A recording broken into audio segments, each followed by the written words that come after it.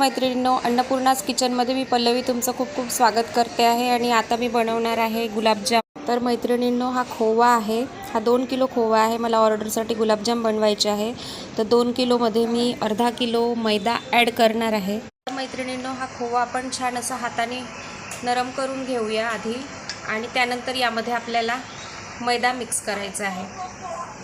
तर मैत्रिणींनो, तुम्ही बघू शकता, हा खोवा मी छान मैदा टाकून आणि दुधाचा फुलवा मारून याला छान मळून घेतलेला आहे। इतका नरमसर हा झालेला आहे। आणि आता आपण याचे गोळे बनवणार आहे। अशा प्रकारे आपण हे गुलाबजामचे असे गोळे तयार करून घेतलेले आहे, तुम्ही बघू शकता। त्यानंतर आपण याला तळून घेऊया। मैत्रिणींनो, इकडे मी तेल गरम करायला ठेवलेलं आहे आणि इकडे आपले हे गुलाबजामचे गोळे करून रेडी आहे। तर हे आपल्याला तेल जर गरम झालं आहे का ते चेक करायचं, आणि आपल्याला तेल खूप गरम होऊ द्यायचं नाही आहे, आणि ते मंद आचेवर आपल्याला छान तळून घ्यायचं आहे लालसर। इकडे मी पाक रेडी करून घेतलेला आहे, तुम्ही बघू शकता।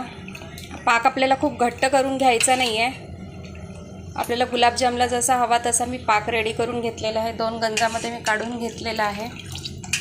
इकडे मी थोडीशी हिरवी विलायची घेतलेली आहे आणि ही छान बारीक कुटून घेणार आहे। ही आपल्याला पाकामध्ये टाकायची आहे, त्यामुळे फ्लेवर छान येतो।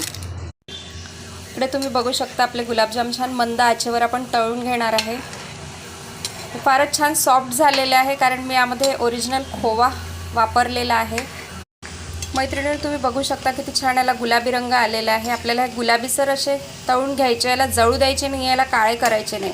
जर तुम्ही याला जास्ती काळे केले तर ते काला जामून तयार होणार आणि आपल्याला गुलाबजामुन बनवायचं आहे। तर मैत्रिणींनो, तुम्ही बघू शकता, इकडे माझे गुलाबजाम तळून झालेले आहे। इकडे तळण्याची प्रक्रिया सुरू आहे। इकडे हे बनवलेले आहेत। तर मला ऑर्डरसाठी 200 गुलाबजाम बनवायचे आहेत। आतापर्यंत मी घरच्यासाठीच बनवलेले आहे, पण पहिल्यांदाच मी हा मोठा एक ऑर्डर घेतलेला आहे। तर मैत्रिणींनो, तुम्ही बघू शकता, मी मोठ्या गंजामध्ये हे गुलाबजाम ठेवलेले आहे आणि यामध्ये हा मी पाक पूर्ण ॲड करणार आहे, आणि आपल्याला हे सकाळपर्यंत छान आपले जाम रेडी होतील। मैत्रिणींनो, तुम्ही बघू शकता किती मस्त आपले हे गुलाबजाम रेडी झालेले आहे। छान आतमध्येपर्यंत पाक गेलेला आहे। तर मैत्रिणींनो, तुम्ही बघू शकता, छान आतमध्येपर्यंत हा पाक आपल्या गुलाबजाममध्ये गेलेला आहे आणि अगदी सॉफ्ट हे गुलाबजाम रेडी झालेले आहे। तर माझा व्हिडिओ तुम्हाला कसा वाटला नक्कीच लाईक करा, शेअर करा आणि कमेंट्स करायला विसरू नका। सबस्क्राईब करायला विसरू नका मैत्रिणींनो। थँक्यू।